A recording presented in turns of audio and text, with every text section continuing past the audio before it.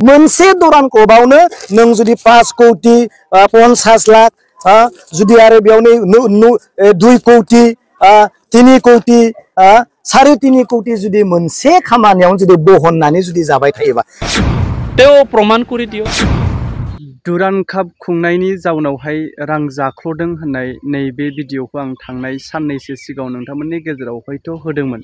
दा बिनिनो बिटिआरनि गेलेमु बिफाननि इएम दावबायसा बर' बिथां सारा माखासे बाथ्रा फिनजाथाय होफिनदों। दा नैबे भिडिअखौ नोंथांमोननि गेजेरावहाय दसे उनाव होनो थांफिनगासिनो दङ।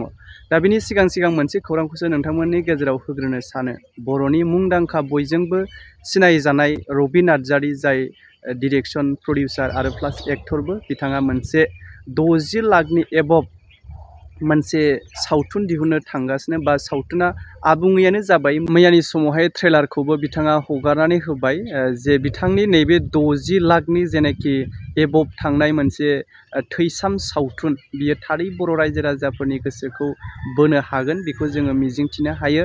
फ्राय जोंनि गेजेराव बेबायदि गोबां लाख थाखा गारनायनि बिथिङावहाय मोनफिननो थांनो नागिरा। नाथाय जोङो एसे बेस्ट क्वालिटी नागिरि हिसाबै बे समाव बिथाङा रायजो राजाफोरनि थाखाय बेस्ट क्वालिटी सावथुन लाबोदों होननानै फोरमायथिदों। जाउनावहाय गोबांथार रायजो राजाफ्रानो हेफाजाब होब्लानो जाबाय। लोगोसे बिथाङा जे गावनि गारनाय थाखाफोरखौ मोनफिनो आरो लोगोसे इयुनाव बिनिफ्राय साबसिन हामसिन जिहेतु बलिउडफोरनि बायदि सिनेमा बा फिल्म दिहुननो हायो बिथाङा जोंनि गेजेराव बर' जाथिनि गेजेरावहाय। दा बिथाङा मा बाथ्रा फोरमायखो नैबे भिडिअखौ नायलां आरो बेजों लोगोसे जोबनायहालागै जाय इएम दावबायसा बर' बिथां सारा जे थांनाय सानसेसो सिगाङाव नोंथांमोननि गेजेराव मोनसे भिडिअ होदोंमोन जाय दुरान कापनि सायावहाय खुंनायनि सायाव रां जाख्ल'दों होननाय बेनि सायाव बिथाङा फिनजाथाय होदों। बेखौबो अब्ला भिडिअखौ फारियै नायलां। आगस्टनि 30 तारिखआव माने जोङो 9 हलाव रिलिज खालामनाय जागोन सिनेमा हलाव। बिदिनो जों क'क्राझार बङाइगाव इउनिभार्सेल आरो रङिया टंला मंगलदै गुवाहाटीयाव जोङो पिडिआर सिटी सेन्टाराव होगोन, मेट्रिक्स मलाव होगोन आरो ओमफ्राय बिसनाथसारि इटानगराव होगोन। दा जों 9 हलाव जों होनाय जागोन। बिनि उनावहाय जोङो मार्केटावहाय अफलाइनाव जोङो सेप्तेम्बरनिफ्राय हगारनाय जागोन आरोखि। बर' फिल्मनि मार्केटआ थोजासे नङा, अब्लाबो बे रबि नार्जारीया गोबां समनिफ्राय सावथुन मुलुगजों लोब्बा लानानै दं। दा बैबायदि रां रुफानि बेलायावहाय थोजासे कालेक्सन जाया होनना मिन्थिसेयावबो आरोबाव मोनसे गिदिर बाजेटनि नैबे थैसाम टुखौ लानानै खालामदों। बेहाय नोंहा मा आसा खालामगोन?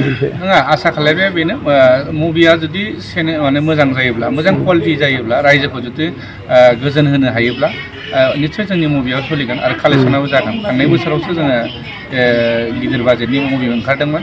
जोंहा बिथां पंकज लाहारिनिनो जांख्रिथायनि बिथां बिथाङाबो बहुत रायजोनिफ्राय अनसायनाय मोनदों। थिग बेबायदिनो आं थैसाम जितु पार्ट 1खौ 2012आवहाय जितु आं थैसाम पार्ट 1 दिहुनदोंमोन बेयावबो आं रायजोफोरनि बहुत अनसायनाय मोनदों। दाबो आङो हिउज बाजेटनि बानायनायनि ओंथियानो जाहैबाय जुदि मुभिया जुदि मोजां जायोब्ला, मोजां क्वालिटिनि जायोब्ला जोंनि रायजो राजाफोरखौ नायनानै जोङो गोजोन होनो हायोब्ला निश्चय रायजो राजाफ्राबो नायगोन आरो जोंनियाव कालेक्सन नङा, कालेक्सना जायो खिन्थु स्टेन्डार्ड लेभेलनि जानांगौ, जेनेबा नायजाथाव जानांगौ, बयजोंबो अनसायथाव जानांगौ। बा जोङो मोजां टेकनिकआव गोदान आपग्रेड टेकनिकआव खालायोब्ला जुदि सिनेमा बायदि जायोब्ला रायजोफ्रा अनसायगोन आरोखि। बे हिसाबै कालेक्सन जानायखौ आं आसा खालायो आरोखि। बेसेबांसो बाजेट लानानै खालामनाय जादों बे थैसाम? बाजेटआथ' ओरैनो जोङो दासिम 60L प्लास थांबाय आरोखि। दा जोङो प्रमसनाव दंबाय थायो। दासिम जोंनि बाजेटआ आं जितु बाजेटखौ लादोंमोन 40-50 लाखसनि गेजेराव लादोंमोन, खिन्थु दा नुनायाव बिनिफ्राय बांसिन थांबाय। मथा मथि 60 प्लास जाबाय, 60 लाख प्लास जाबाय आरोखि। दा बे हिसाबै जोंना अफलाइनावनो बुकिंआ दासिम आंनाव 15 लाखसनि रिकभार जाना दं आरोखि। जिथुनाखि सोरबा जोंनि एरियायावनो चिरां डिस्ट्रिक्ट, क'क्राझार डिस्ट्रिक्ट, बाक्सा बेफोरखौ लानानै जायगा जोङो फुजानि सिगांबो देखायो, फुजा समाव देखायो, बेफोरखौ लानानै एडभान्स बुकिं आंनाव 15 लाखसिम रिकभार जाना दं आरो। तेव प्रमाण करि दियो कोनটো दिखत माने दुर्नीति হৈছে, कोनটো डिपार्टमेन्टत बा कोनটো इभेन्टत बा कोनটো साबजेक्टत खाद्যত হৈছে না ফিল্ড বনোৱাত হৈছে না টিমক দিয়াত হৈছে, কোনটো হেৰিত দুৰ্নীতি হৈছে তেওঁ দেখাই দিয়ক। আমি হিচাপ বিচাৰোঁ হাগ্ৰামা মহিলাৰী ডাঙৰীয়া দৈজিং ফেষ্টিভেল পাতিছিলে, তেতিয়া কি এচিভমেণ্ট পাইছিলে আমিও সেইটো হিচাপ বিচাৰিব পাৰোঁ।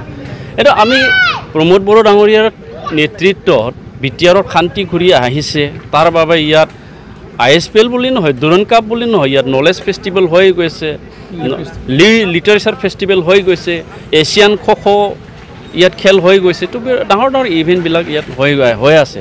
গতিকে কিবা এটা ইভেণ্ট পাতিলেতো খৰচাটো আহিবই ইতিমধ্যে। তো সেই খৰচা কৰাটো যে কিবা দুৰ্নীতি বা কাৰোবাৰ পকেটত সোমাব, সেইটো মই নাভাবোঁ।